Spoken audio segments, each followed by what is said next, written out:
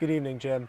As we've learned, Powell did pass away from complications of COVID-19 earlier today at Walter Reed Medical Center. We have also learned that Powell suffered from a form of blood cancer that compromises the body's immune response. And although Powell was fully vaccinated, someone with this form of blood cancer is a lot more susceptible and at greater risk to the virus. He also had Parkinson's disease as well. Powell's death was shortly followed up with an outpouring of grief and tributes from leaders both past and current, remembering him as a trailblazer and a role model. President Biden described him as embodying the highest ideals of both warrior and diplomat. He was committed to our nation's strength and security above all. Born in Harlem, New York, to Jamaican immigrants in the spring of 1937, he grew up in the Bronx and he later attended City College of New York, where he participated in the ROTC program, always liking the structure and discipline aspect of the military. He entered the U.S. Army after graduating in 1958, serving 2 tours in South Vietnam during the 1960s. He remained in the Army after returning home, attending the National War College where he began to rise, earning multiple leadership positions.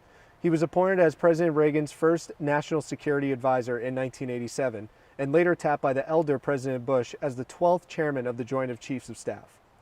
His tenure was marked by multiple critical American military actions of the late 20th century, like the 1989 Panama Operation and the 1991 Gulf War.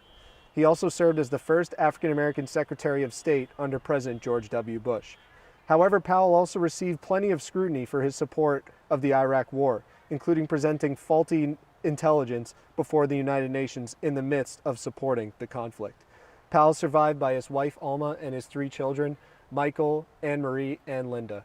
Funeral arrangements have not been established yet, but we'll keep you posted with those details as we are updated on them. Reporting live from Washington, Simon Brady, QU News.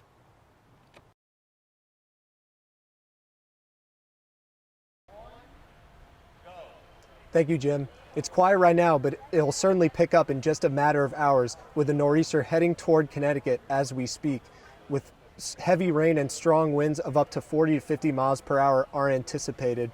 To avoid issues in and surrounding your home, here's some precautions to take during the storm. Stay off of the roads first and foremost, as 2 to 5 inches of rain are expected in the 24-hour storm period, and it will be very dangerous to navigate behind the wheel, to say the least.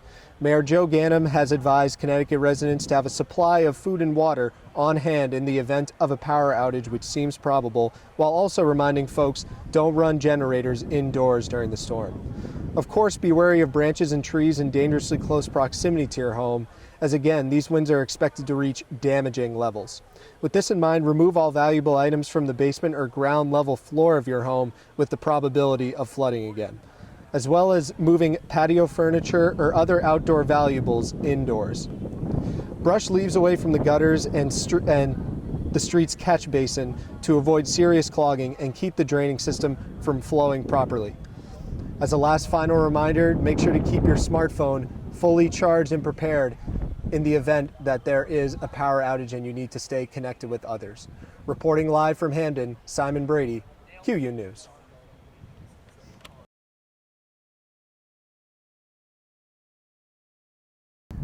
Good evening, Owen. We have learned that the man in Hartford County who contracted the Omicron variant of COVID-19 began developing symptoms on November 27th. He took an at-home test, and 2 days later, it came back with a positive result.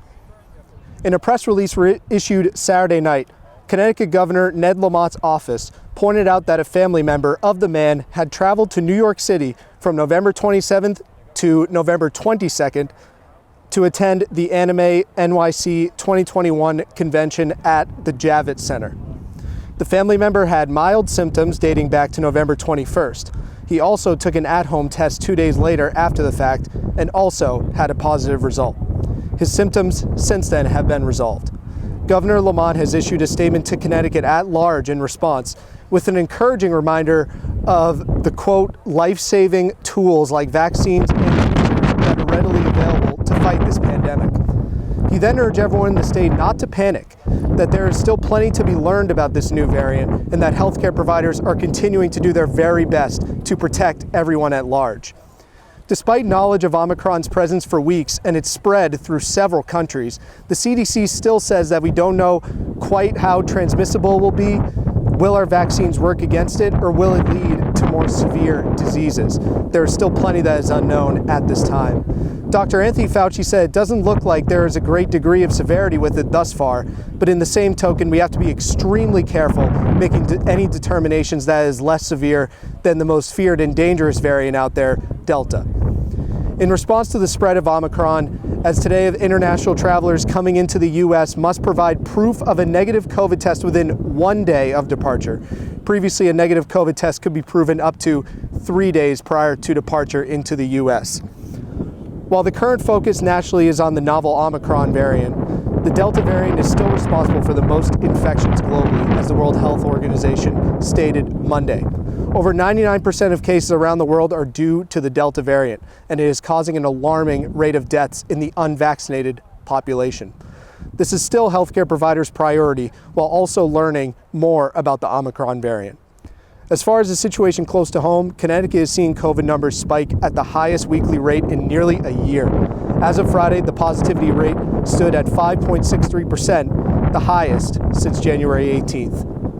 While we still await critical info on Omicron, the encouragement from healthcare providers stay the same.